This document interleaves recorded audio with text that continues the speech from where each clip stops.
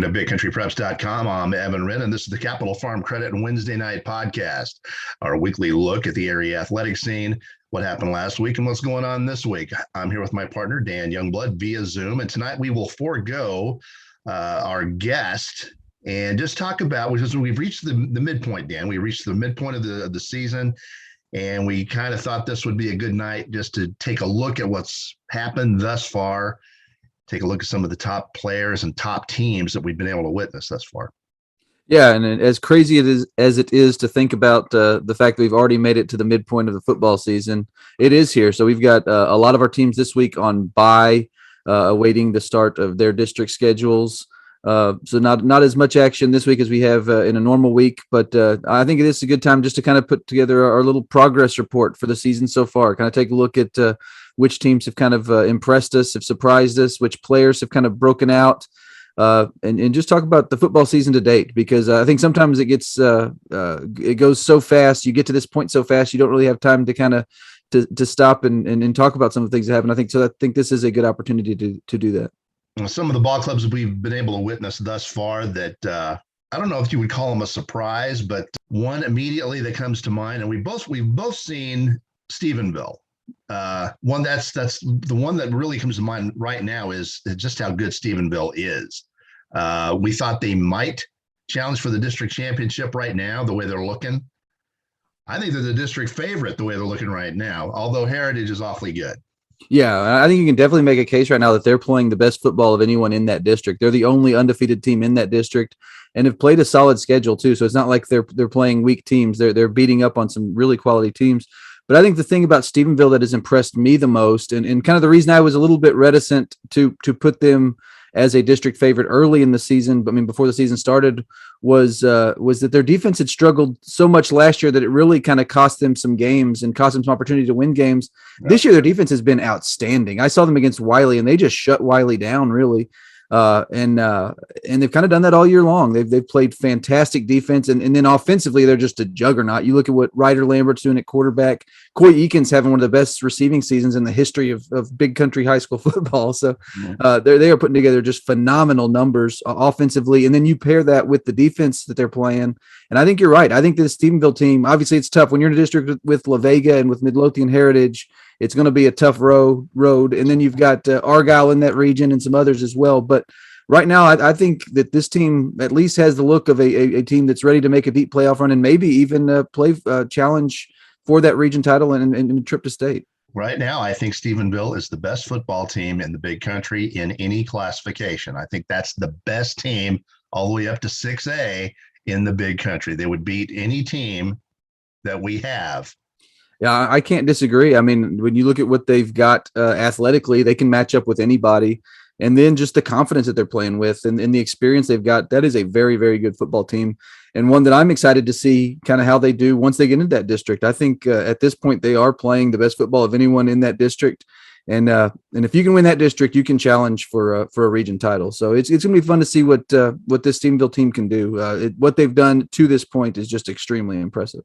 All right, another ball club that comes to mind, and you haven't seen them yet, but a ball club that we thought would take a step forward this year, but is surprisingly good, much better than maybe we thought, would be the Dublin Lions. I got a chance to go down to Brady and watch those guys play, and I'm telling you right now, Chris Teaton, the quarterback of Dublin, he's already just about, in my opinion, he's right up there with Kai Wing, and he's only a junior. His predecessor was one of the best quarterbacks Dublin ever had, if not the best. And I think Chris Teaton is right up there with him. I think Teaton will play at the next level.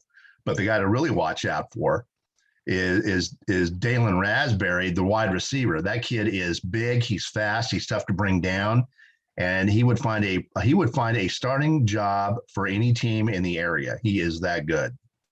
Yeah, I mean, Dublin's been a really good story this year. You look at what Coach Hardcastle has done in his first year as head coach, taking over for his mentor, Bob Servetto. He's got him at 4-1, and their only loss to this point is to an Albany team that looks like an Albany juggernaut. And that was a very competitive game into the second half. So Dublin has taken a massive step forward, and I think it starts with the guys you just mentioned. You look at Teton and Raspberry in that offense; they're averaging over 30 points per game, and they're another team that's made some pretty significant strides on the defensive side of the football. They're still not a shutdown defense by any means, but they've gotten a lot better on that side of the football, which has allowed that offense to shine and allowed them to win those types of games. So I at this point, looking at their district, I think Dublin right now, I think you'd have to say that if they're not the favorite in District 5-3A Division 2, they're a favorite. And I'm not sure we would have said that before the season. Another ball club that we thought would be better, and they are, but perhaps even better than we imagined at this point. I guess you could throw out the argument of maybe early, the early Longhorns. Right now at 5-0, we sort of expected them to be 5-0 or 4-1 at this point, but Dan, they're dominating people. I mean, they really are dominating people and playing very well. Jackson Price, the quarterback of that outfit, with some quality receivers around him. They're playing well defensively. Nobody's scored more than 16 points on them thus far. And granted, they haven't played the strongest schedule. It gets a lot tougher from here on out. But they're doing to weaker teams what a very good team would do. They're dominating them.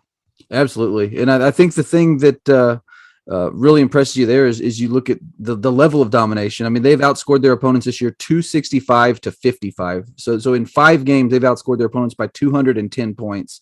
Just dominated every game. They have not played a competitive game yet. So they have taken care of the teams on their schedule the way a really good team should.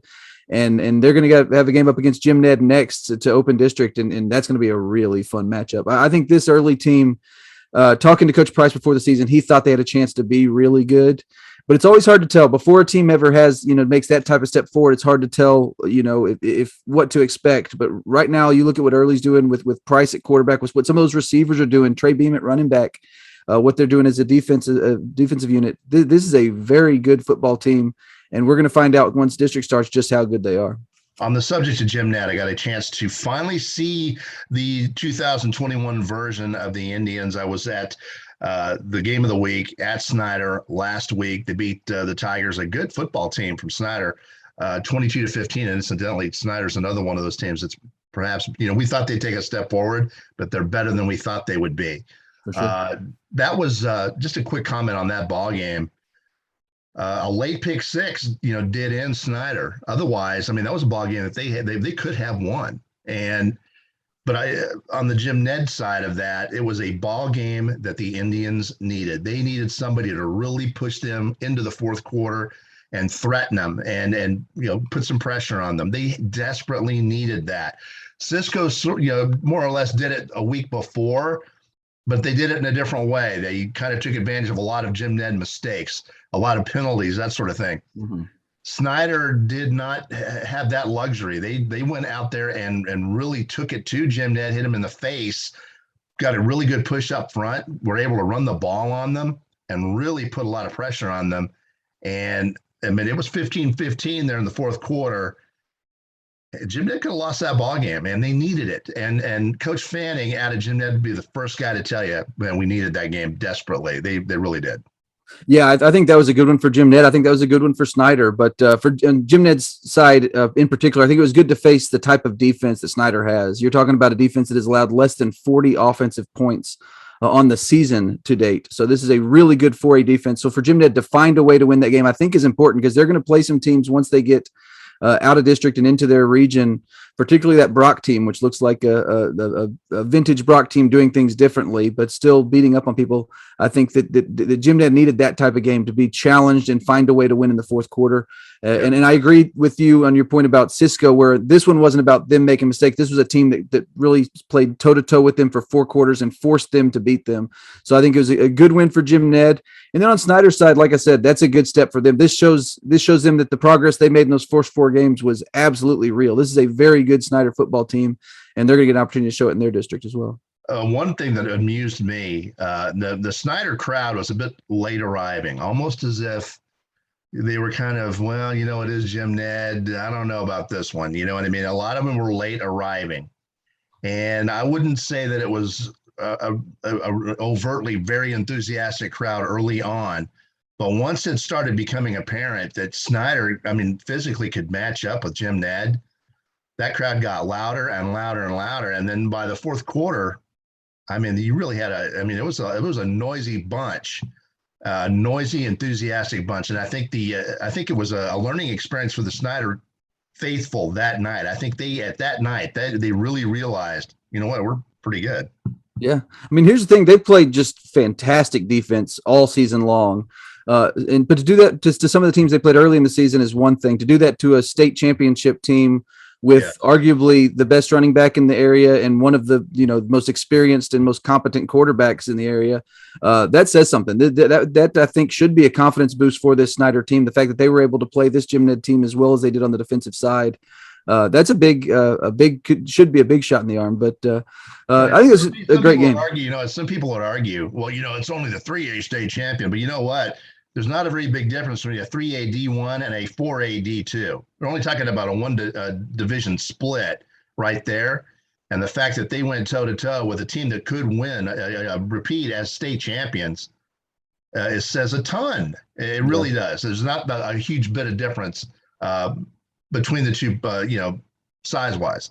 And you look at what Gym Ned, Gym Ned's played up a couple of times already this season playing Sweetwater. They handled them. Gym Ned has played bigger schools and had success against them. So this is a team, when you look talent-wise, their offensive line is big, strong, can compete with, pretty much anybody. And then they've got an Xavier Wishart, a running back that was a really good 5A running back as a freshman. So they've got a lot of talent. So I think that like I said, Snyder should really gain some confidence from that game.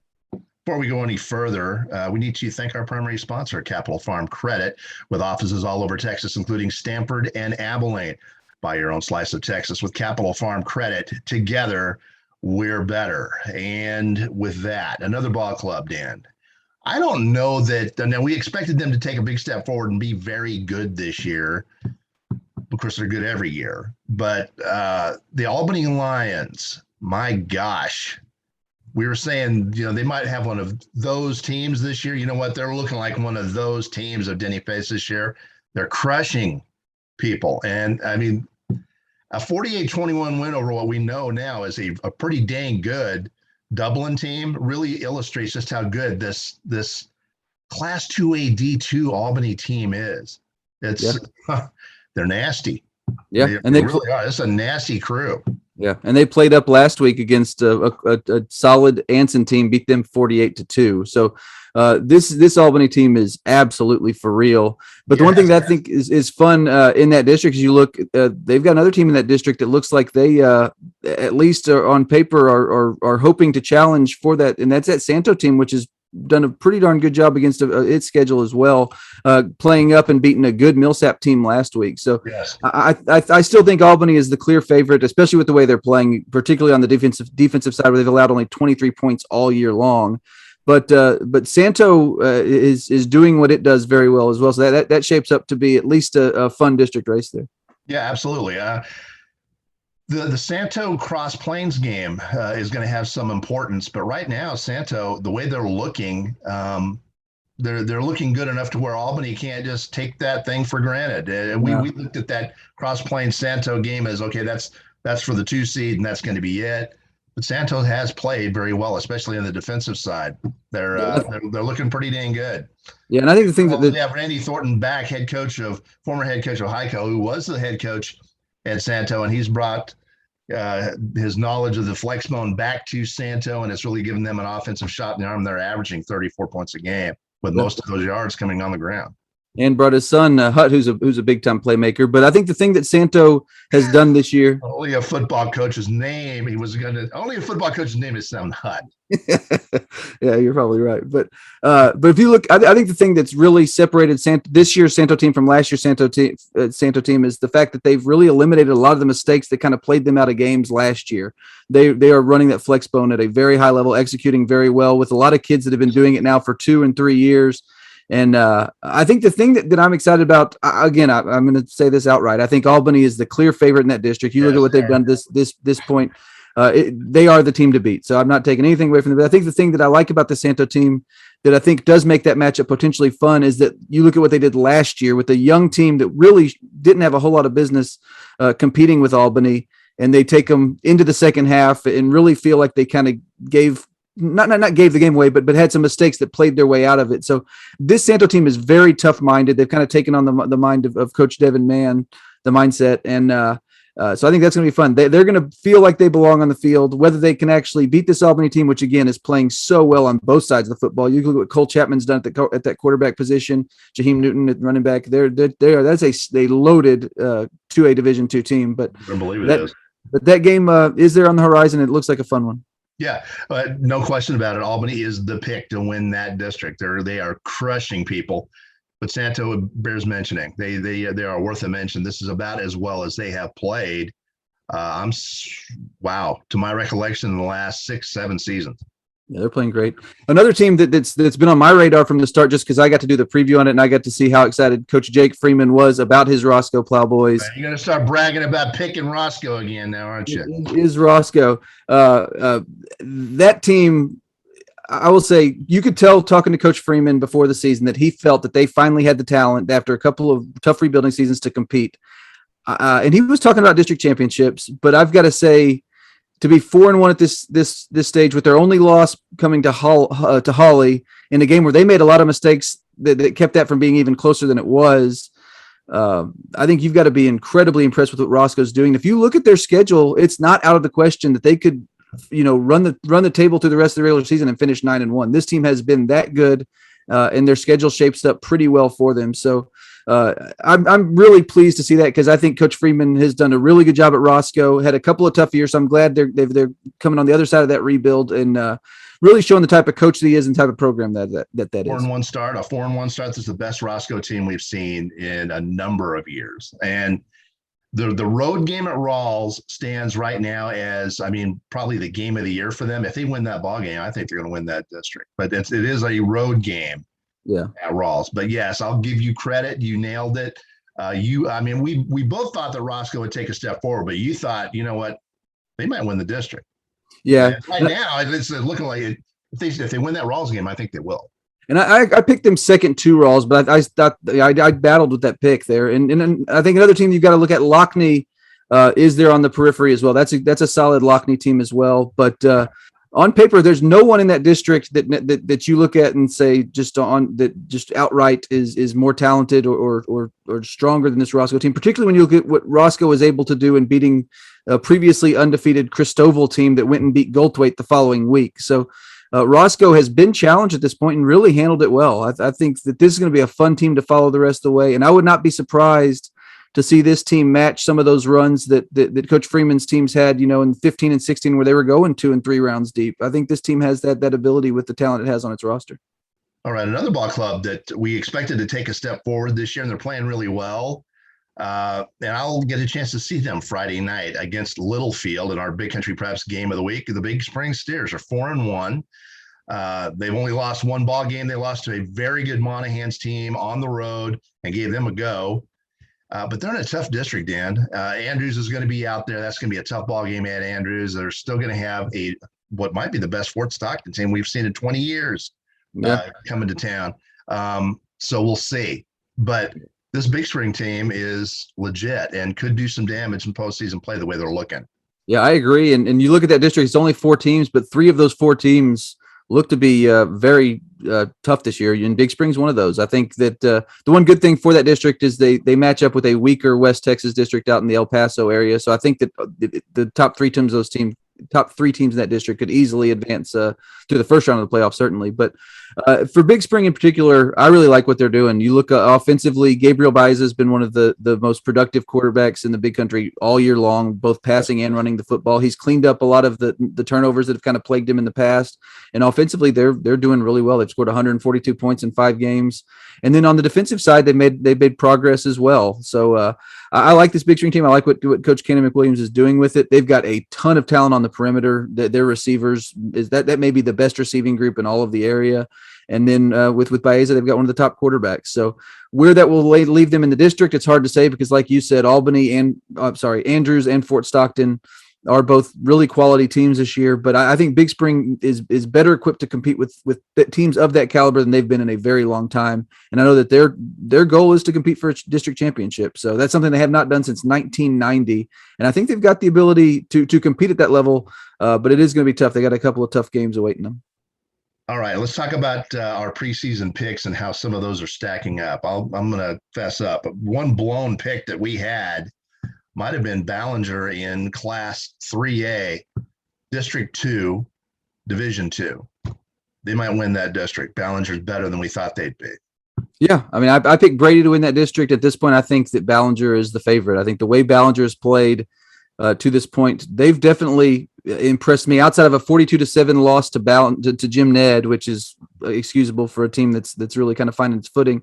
I think that Ballinger's been very impressive. They've played really well on the defensive side of the football. They're kind of growing offensively with Carter Arrett leading the way at that quarterback position. So this district is pretty wide. We've talked about it before the season. This was a wide open district, and there were a lot of teams that were either rebuilding or kind of trying to take a step forward in their development. And so I think it's open for Ballinger to jump in there and win a district. I think you're still going to have to beat Brady, which is a rivalry game, and Brady has traditionally played them pretty well the last few years. And then Sonora is still out there, which may be the most talented team or among the most talented teams in that district. But I like the way Brady's playing, so I think they're definitely one of those that you have to watch out for. And then the biggest threats to Ballinger in that district are Brady and Sonora. And right now, Ballinger's out playing both of them thus far, and they've got both of those outfits at home. If Brady or Sonora is going to knock off Ballinger, they're going to have to go to Ballinger to do it. And right now, they're getting outplayed by Ballinger. And we blew that pick. It sort of looked like we did. At least I did. While we're talking about potential blown picks, I'm going to bring up one of yours. Thank you kindly. Which one was that? This Forsan. Narrow it down. Yeah, this Forsan team. I think you had finishing third in District 3-2A. Yeah, that's a blown pick. They're better than that. They're better than that. Yeah, and that's one. And I'm not trying to call you out, although I kind of am. But that's another one. That's another one where I kind of had a little when you talk to the coaches before the season, you have an idea of a better idea of what to expect. So having done that preview, I kind of got the idea and the feeling from Coach Jason Phillips that he thought they were ready for a big step forward, and he's been right so far. They've been outstanding. I think the thing that's really impressive about Forsan is kind of early in the season they were kind of their normal selves, kind of grinded out.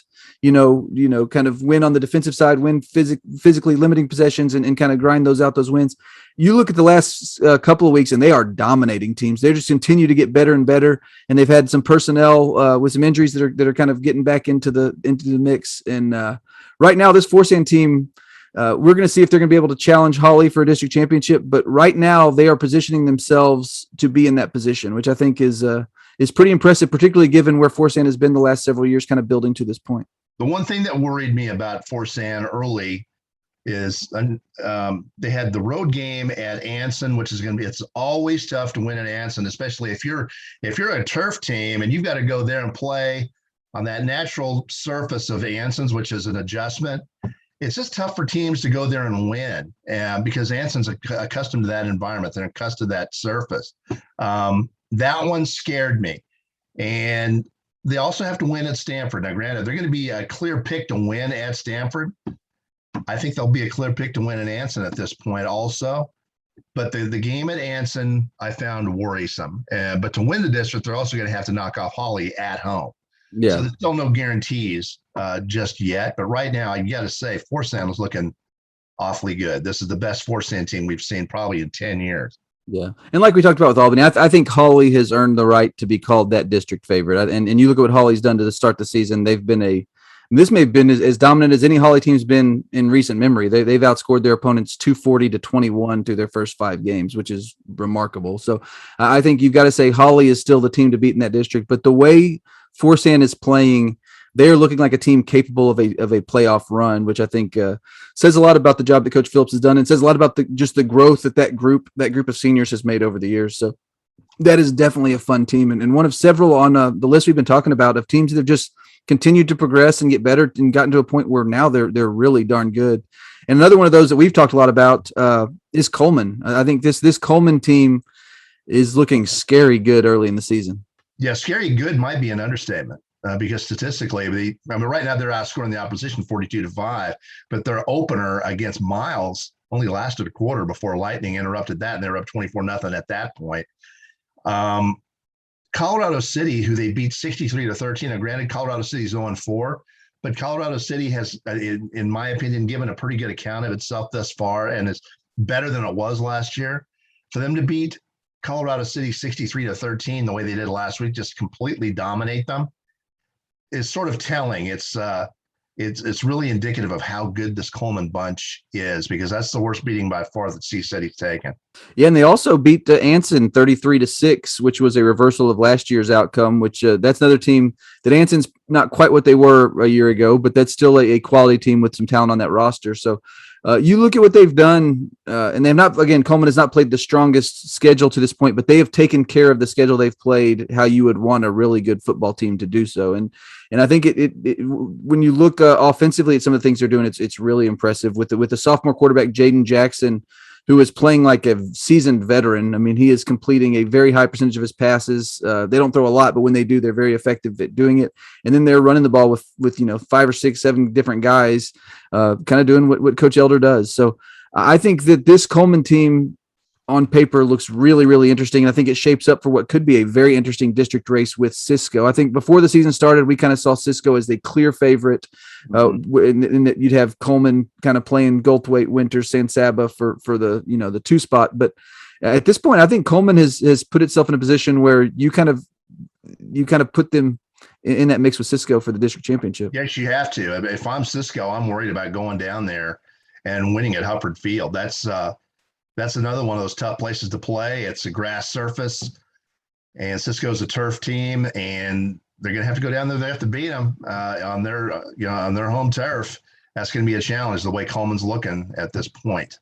Yeah, and the thing about this Coleman defensive side, I mean, anytime a team is playing as well defensively as Coleman is playing right now, it makes you nervous if you have to go there and play. And the thing about this Coleman team that some people may not realize is there's some elite talent. I mean, track type talent on that team. When you talk about guys like Braxton Smith, Devin R. Roberson, you're talking about kids who can really run. Jaden Jackson is a sophomore at that quarterback position, is a really good athlete.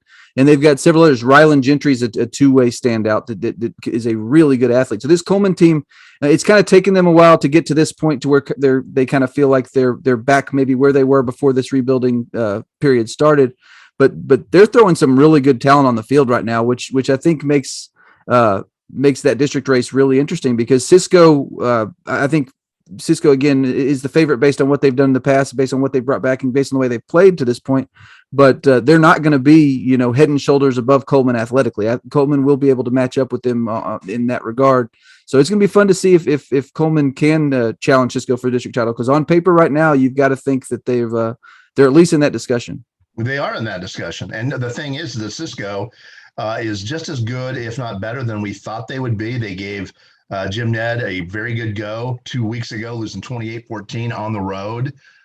That's indicative of just how tough this Cisco football team really is. But Coleman has just taken a surprising step forward. I mean, a surprisingly big step forward. We thought they'd be better this year. We thought they'd be hungry because they lost out in the play. They lost their playoff berth to COVID last year.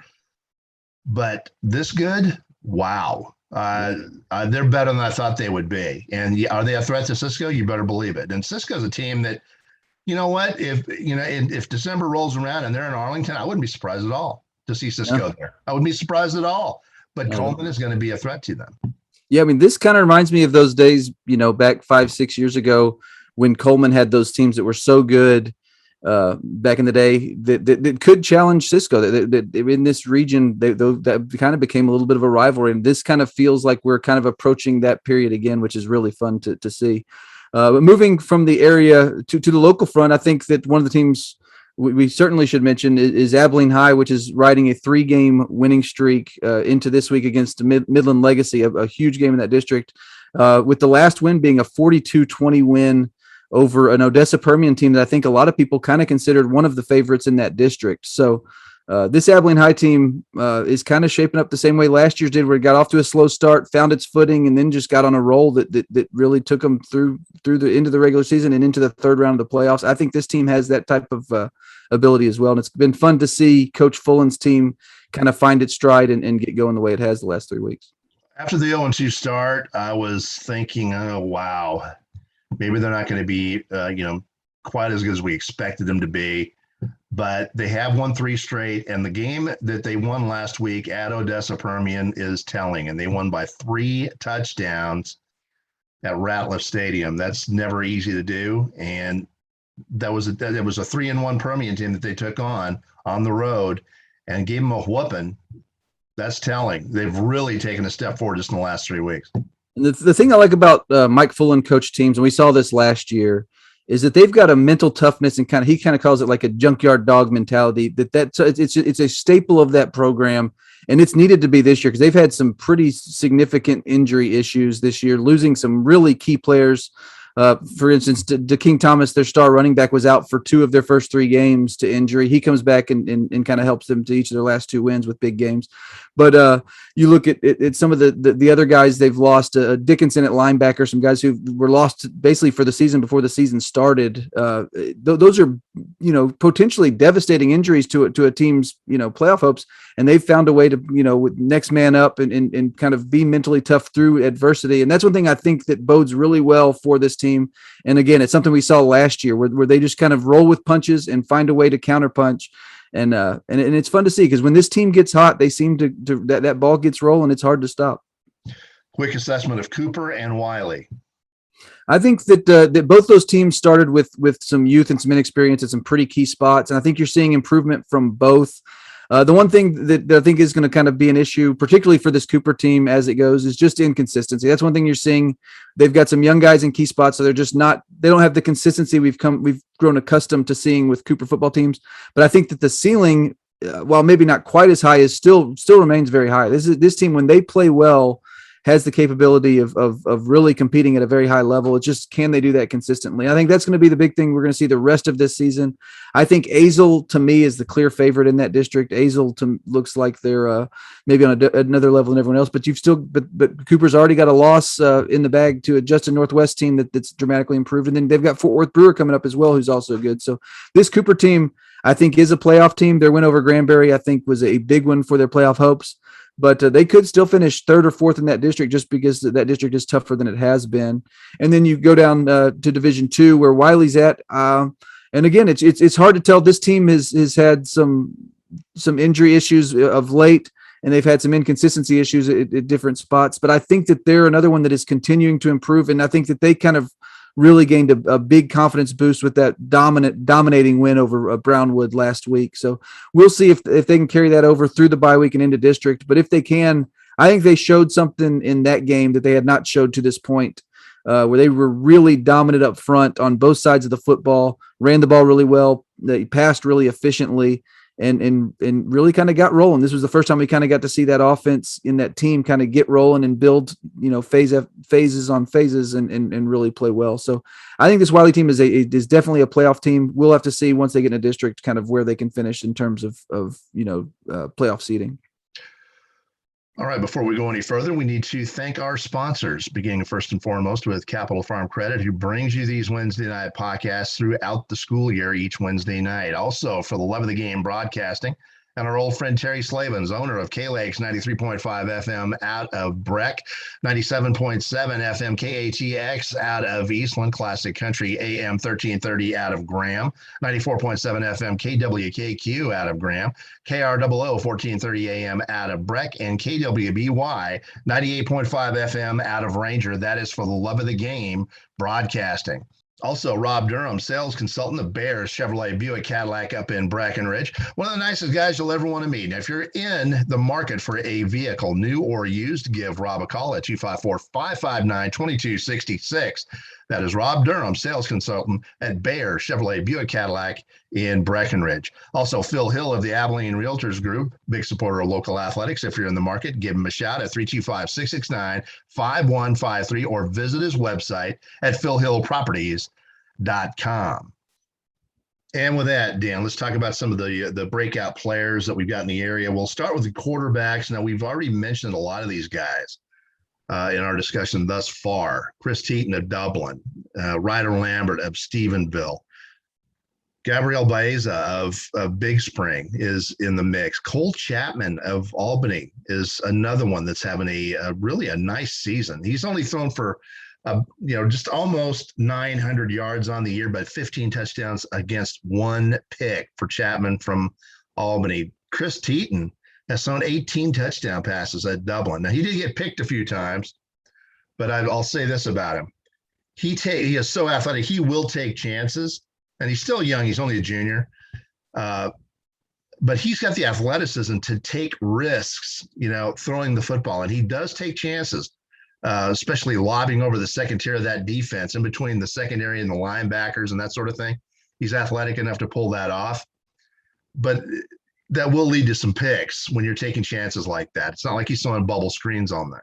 No, he's having a huge season, like you said, thrown for over 1,600 yards, 18 touchdowns, just a really impressive number. But you mentioned Cole Chapman. One thing I think is important to remember with him is his attempts have been limited because of just how lopsided their games have been. So he hadn't had a chance really to necessarily show his full arsenal yet, but he's completed 49 of 67 passes, which is just a tremendous number, particularly for a kid in his first year as a starter. And then you look down the list at some others that we kind of expect to take big steps forward. Jackson Price is one we've talked about earlier too, a kid that last year kind of got thrown into the mix as a sophomore and kind of took his lumps at times through quite a few interceptions. This year he's thrown 13 touchdowns to 1 interception. So having a really, really good season there. And then another guy that we haven't talked about, a team we haven't talked about much this podcast that has had a tremendous start, and I think will be a definitely in our discussions as we get into the playoffs and beyond, is Brock and Tyler Moody, who has taken over their offense at quarterback, running a new offense, a more kind of wide open offense, has done a really nice job for them. He's thrown the ball well, he's run the ball well, and he's run what they're doing well. So we have a lot of quarterbacks in the area who've really had nice seasons. One that we haven't mentioned, who is expected to be one of the area's top guys and has had a nice season, even though the team's record's not quite what we expected it to be. Leo Halsey, he's having another good season to finish out his career as well. So this is one of the better quarterback crops that I can remember. Particularly taking Abel Ramirez out of Abilene High, who's kind of become more of a dual threat guy this year. He was more of a pocket passer last year. This year they've needed him to do more running, and he's done a really good job with it. And but this is a really good crop of quarterbacks, and a lot of them are young guys we're going to get to see again next year too. So this is a fun group to watch. And one other quarterback I think that we should mention is Hunter Long of Cisco, who is among the rushing leaders in the big country. Not a huge passer, but an effective passer, but who really is a quality running back playing the quarterback position. Enters this week with more than 900 yards rushing and 10 scores. And we did think that he was going to really take a step forward this year, and he had. Yeah, and he operates a little differently than some of the other guys that we have in this area. And one guy that we forgot to mention that we definitely should is Rody Hooper out at Hawley, who's having a great season for them as well. Another one who hasn't gotten to probably play as deep into games as he might if they were playing more competitive games, but he's another one that is definitely one to watch. But we talk about Hunter Long. He's a guy that is their offense is obviously a little differently. Okay. With Hunter Long, yeah, he is a guy who does operate a little differently, and their offense is a little different. They've got that power running offense, and he's kind of like you said, almost a running back from that quarterback position. Rushed for over 1,500 yards last year, is closing in on 1,000 this year. A very good player, and he's just a junior as well. But I think he's a pretty good segue into our rushing leaders, because he's among them. And one that I don't think you or I necessarily saw being up there because we hadn't seen him play yet was Conlon Anderson out of Brownwood, who's had a really good season. He's the other one that is closing in on 1,000 yards. And been a huge part of their offense. So they've really relied on that run game, and he's been a fantastic back for them. Yeah, he might be the first guy to 1,000. It's going to be between him and Hunter Long of Cisco, it looks like, to get to the 1,000-yard mark. Xavier Wishart from Jim Ned has been as good as we expected. Of course, now they've got a lot of choices at Jim Ned, and they often will pull people because of blowouts, so he's not getting as many touches as some people. But that kid's averaging 10.4 yards a carry, and he has found the end zone 9 times. Yeah, and last year he was that workhorse because they needed him to be, because they played a lot more competitive games. This year they've kind of like you said, gotten out in front of teams, and they haven't necessarily needed to ride him quite as hard. But another one of those guys that's just like that, Jaheim Newton out of Albany, who's been a really good back for a long time now. But this year he has taken it to another level, averaging 13 yards per carry, closing in on touchdowns already too. Yeah, he's just really having a breakout season. I mean, it's hard to say breakout because he's been 1,000-yard rusher for him, but he's having a type of season where he may, go for 1,800, 2,000 yards if he's able to play deep enough into games to do so, because he has been really, really effective. And then one of the guys that we expected to be on that list near the top is Bryson Kirby for Coahoma, who's another one of those kind of workhorse kids. They really like to give him the football, and he does a really nice job for them as well. But a lot of good running backs. Cutter Wilson's one that was out at Brock, who had some big shoes to fill, and so far he's done a really nice job of that as well. He's in the same boat as Wishart. He doesn't get as many touches as a lot of running backs because Brock is up by 30 so quickly on people that he's out of the game. In some instances in the second half, he's on the sidelines. Just they're resting him, which is the smart thing to do. But he's got fewer than 70 carries at this point, but he's already got 620 yards. Cutter Wilson's done a fine job. He's averaging 9.4 yards per touch, and he's got eight scores thus far. Yeah, and a couple of the backs that I really like that are kind of below that top tier, that are kind of maybe a little bit below the radar, are Trey Beam out of Early, who I mentioned earlier, a guy who plays both ways. So his carry, and they've been throwing the ball out this year, so his carries aren't necessarily up there with some of the top guys in the area, but he's another guy who's a really talented back that's doing a really nice job of finding the end zone. And then JD Ibarra out of Brady, who's probably one of the harder runners you'll find. He's a guy that can really is a really physical back. But I like those two as well. But there are lots of them. We've got lots of good backs in this area. Dominic Garcia, fullback. He's your kind of player. That's kind of that spark plug fullback out at Walls. Another kid who I expect to finish the year with 1,000 yards. Who's a huge part of their offense as well. So there's some fun backs, and really kind of a diverse group in the way that they do it. But we're seeing some really nice stats to start the season. All right, Dan, with that, let's jump over to the top receivers in the area right now. Top of that list, two of them from Stephenville, Coy Aiken and Reese Elston. And it's not a shock to see that, but they are producing maybe a little bit better than we thought they would. It's, Stephenville's throwing all over people right now. And one of the things I think that's helping their offensive production is the fact they're getting good. They're playing really well defensively. They're played pretty well defensively, and they're getting the football back fairly quickly, a lot quicker than they did last year. But Aiken and Elston are producing big numbers thus far. And the one thing, Aiken had a big year last year with over 700 yards, and he's already coming close to eclipsing that. But I think the thing that impressed me with him is he's already eclipsed double-digit touchdowns. I mean, he's a big-time weapon for them and a really explosive player for them, a guy that they can go to over the top. He can take the top off the defense, and he can also make catches in traffic. He's just had a really good season, about as good as any receiver I can remember in this area, the type of season he's having. But Elston's one that kind of gets overlooked sometimes because Aiken's been so good, but he's been really good on the other side as well. So that Stephenville is blessed with two really good receivers, and they're running the football pretty well as well. So that offense just is you kind of have to pick your poison with them, and so far no one's been able to stop it. But some of the other receivers, you mentioned Raspberry. He's out of Dublin. He's had a big season for him. Christian Ramirez had a nice season, but they've got four guys with over 300 yards receiving. They've really spread the ball around well. And every one of those guys have found the end zone also. It's Ramirez, it's Raspberry, it's Harrell, it's Hubble. Four guys from Dublin, and that goes back to Chris Teaton again. I've been talking about his level of poise for a junior especially. And it's apparent when you watch him that he will look off a receiver and go to another option. He's already got that presence of mind where he's not going to just throw to his designated target. He'll look somebody off and go somewhere else. And he's spreading the ball around. He's got 4 touchdown passes. He's got 4 guys he's throwing touchdown passes to that have got more than 300 yards receiving. So that really is indicative of how well Teaton's playing as well. But it's kind of interesting seeing some of the schools that we have, in the top 15, top 20 of our leading receivers, where you might not expect in the past. Ryan Hopkins, a kid out of Cross Plains, which has always been one of those, power running football teams. They've really done a good job of throwing the football this year. And Hopkins has been a big time weapon for them, a big play receiver for them. And then you look at Comanche, and obviously they've had a coaching change and kind of changed their offense a little bit. But Kyler Beatty's having a really nice season as well, up there around 300 yards receiving with 5 touchdown catches. But one other that I'd mention who's really taken a big step forward in recent weeks is Caleb Kasongo out of Cooper, who's had back-to-back 100-yard receiving games, which have put him near 400 receiving yards for the season. So we've got some guys who've really been weapons for their teams, and it's really been fun to watch so far. I think that this is a pretty good group of receivers as well. But I think when you look at Aiken at the top of the season he's having, it's pretty remarkable to think about the type of numbers he could put up by the end of this season, given the fact that they're going to make a deep playoff run most likely, and he's already up over 700 yards through 5 games. All right, and with that, Dan, let's quickly tear at the midpoint. Who are the teams that we think might go to state, that might get there?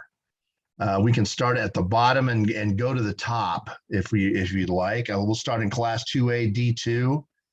Right now, if you said the Albany Lions are going to end up in Arlington, we'd see them at Jerry World, I wouldn't bat an eye. That would not surprise me at all. We said that prior to the season. They might have one of those teams. They're looking like one of those teams right now. And so far, they're definitely looking one of those. And I think the thing that makes them scary is that typically Denny Faith's teams start a little bit slower and get better and better as the year goes on. If that trend continues with this team, who knows how good they're going to be by the time they get to the playoffs. His teams usually make dramatic improvement over the course of the season, but this one has started at such a high level. The way they're playing right now, it's not at all inconceivable to see them making that type of run, finishing the season, playing for state. So I think that at this point, they're definitely on that list. I would not be surprised at all to see them make it to Jerry World. All right, let's jump up to Class 2A D1. Now, prior to the season, well, we talked about the Cisco Lobos as a team that could reach Arlington, and right now, they're still looking that way to me. If you said that Cisco is going to get to Arlington, I would not be surprised. Although in their region, we have to be fair here. There are a couple of teams that are going to be very nasty, and they're going to have to get past them to get there. New Deal is one, and Crawford is the other. Crawford's still unbeaten and in the top 5, ranked in the top 5. So Cisco's going to have a tough road to get there again, but they've got a shot at it. And let's face it. You know what? Coleman's in the mix. So yeah, I think with Coleman, we're gonna have to see. Let's see what they do once their schedule gets a little bit tougher. But the way they've played right now is how you would expect a really good football team to handle the schedule that they've played. And so I think that Cisco game will tell us a whole lot about this Coleman football team. And then you go over to District 3, and you've got Holly and Forsan. I just disrespected Forsan, and I disrespected Holly. They're in the mix also. Yeah, I mean, I think in those two districts, both 3-2A D1 and 4-2A D1, are going to produce a minimum of 4 teams, in my opinion, that will make it to probably the third round of the playoffs. And then moving up to 3A D2, I mean, I think all of ours are long shots at that level, but we've got a couple teams that I think are capable of making a playoff run this year. We might have a few that could make a playoff run for a bit, but I think we need to be fair here. 3A D2 in our region, there are teams that are not in our coverage area that are in this region that are just monstrous, and they're going to be a real problem for some of the teams that we cover that we think might do some postseason damage at that level. I'm looking at. I think Ballinger's playing pretty well right now. I think they're a possibility. I don't want to count out Eastland at this point, but here's the thing. That region has Abernathy. That region has Canadian. That region has Childress. It has Idalou. It has Holiday. It has Gunter. These are all terrific teams, and they're all stuck in that little bracket. And we're going to be hoping that some of our teams get through that minefield, and that's exactly what it is. Yeah, and when I say playoff run, I'm talking about get to the second, third round. I think that would be an accomplishment for all of these teams, based on just like you said, the minefield that this region is going to be. But I think the way Dublin's playing right now, I would not be shocked particularly if they can win their district. I think it's going to be important for them to. I think it's going to be important to finish with a high seed for any of our teams to have any opportunity really to make that playoff run. But if they can win their district and get a 4 seed in the first round of the playoffs, I could see them getting that playoff win and maybe at that point see what happens. But like I said, I think in that particular division, as far as state goes, we're talking about some pretty severe long shots. Yeah, so there's another ball club in there that I forgot to mention, just making it even tougher.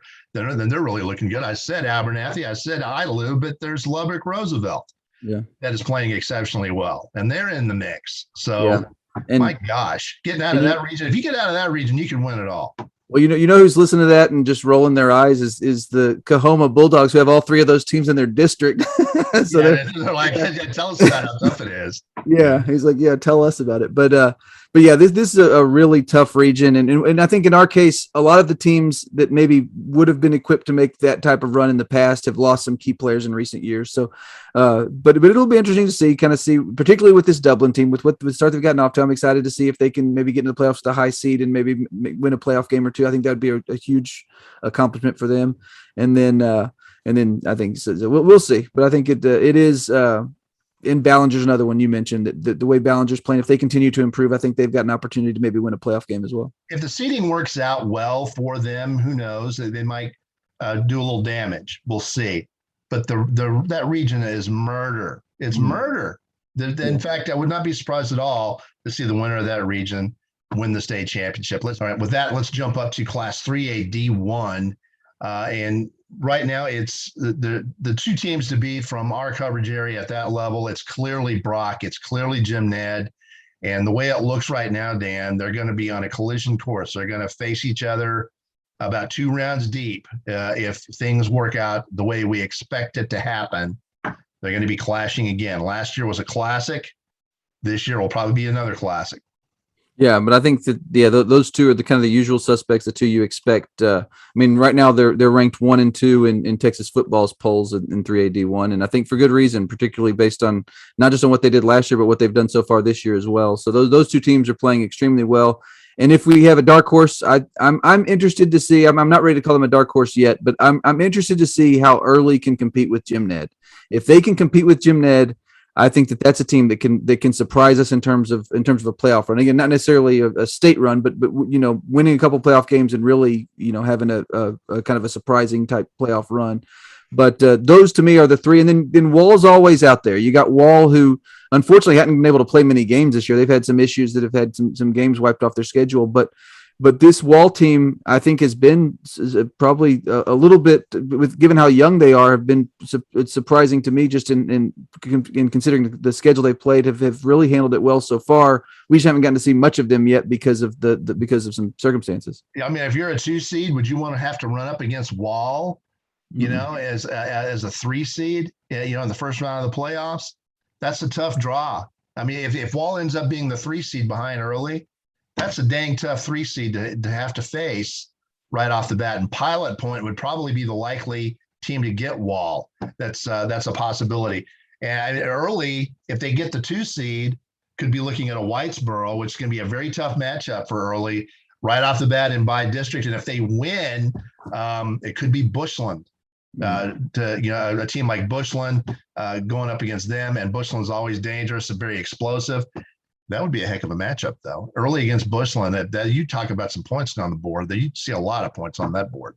Yeah, and the thing I like about for both Early and Wall is that both of them are going to get tested in that district, because they're going to play each other and they're going to play Jim Ned. So I think those are the types of games that you're going to be playing in the second, third round of the playoffs or deeper. It's going to give you an idea of kind of where you stand.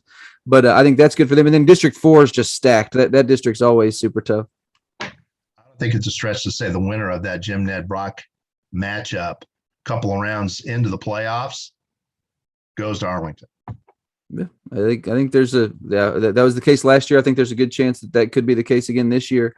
But in the shorter term, I'm really excited about that Early Jim Ned game, just to see where Early stands. I think that this Early team has been so dominant so far against a schedule that like you said, has not been the strongest. But so I'm excited to see. It was kind of like that Snyder matchup last week where we got a chance to kind of have that measuring stick. I think that Jim Ned's going to provide that for Early as well. All right, let's jump up to Class 4A D2. A tough go in this region. When we talk about teams like Monaghan's is in there, Salina is in there, Aubrey's in there, Glen Rose is in there, Gilmer is in there. If it's Snyder, if it is Sweetwater, they're gonna run into a minefield. That's going to be a very tough bracket to advance through. Yeah, and I think that's another one where we're not talking about state runs. We're talking about the opportunity to win a couple of games in the playoffs and kind of have something to hang your head on there. And I think this Snyder team, the way they're playing defense, I'm excited to see how that translates into the 4A Division II playoffs, because of the way they're defending and the way they were able to compete with Jim Ned tells me that I think that if they can finish, with a 1 or 2 seed in their district, that they've got an opportunity to make that type of run. We'll just have to see if they can. Sweetwater, they're a team that I'm expecting to see improvement from throughout the season. The problem with them is that's a tough district. Like that's when you got Monahan, Snyder, Pecos, Greenwood. You got to find a way to win one of those games just to get to the playoffs. And then if you want to improve your seeding, you got to win multiple of those games. So yes, it's a challenge. Moving up to 4A Division I, and we've talked about this one. I think we both are in agreement that Stephenville is not only one of our areas, or not only one of that division's best hopes at maybe making a state run. I think they're one of the top teams in the area with that possibility. I think this Stephenville team is equipped to make that type of run. The problem again is, and it's in this case, in most classifications, this region is just a minefield. You're going to have to beat some really good teams to get out of that district and then to get out of the region. Yes, there's Melissa, there's Argyle, there's in your own district. You're going to have Heritage, you're going to have La Vega. You might beat them in the league play, but you might run into them again in the bracket. You're going to have to beat them again, and it's not going to be easy. It's just dang tough to get out of there. But the winner of this is going to be in pretty good shape. And with that, it's just about time to wrap up the Capital Farm Credit Wednesday night podcast. But before we do that, we want to remind you that we have 3 separate subscription packages at bigcountrypreps.com. We've got a monthly for $5 a month. We've got a semi-annual 6-month subscription where we knock that price down to $4 a month. And then we've got an annual 12-month subscription where we knock the price down to $3 a month, $36 for a full year of Big Country High School athletic coverage. And we'd also like to remind you that if you see a photo you like in any one of our galleries, it is available for purchase. You can purchase a digital file for just $7. And we also have prints and some keepsakes available. So make sure you check those out. As you scroll to the site, you'll notice we take a lot of photos. That's something we really enjoy doing while we're out at these games. And it's something we're very proud of here at bigcountrypreps.com. All Big Country, all high school, all the time. Welcome home.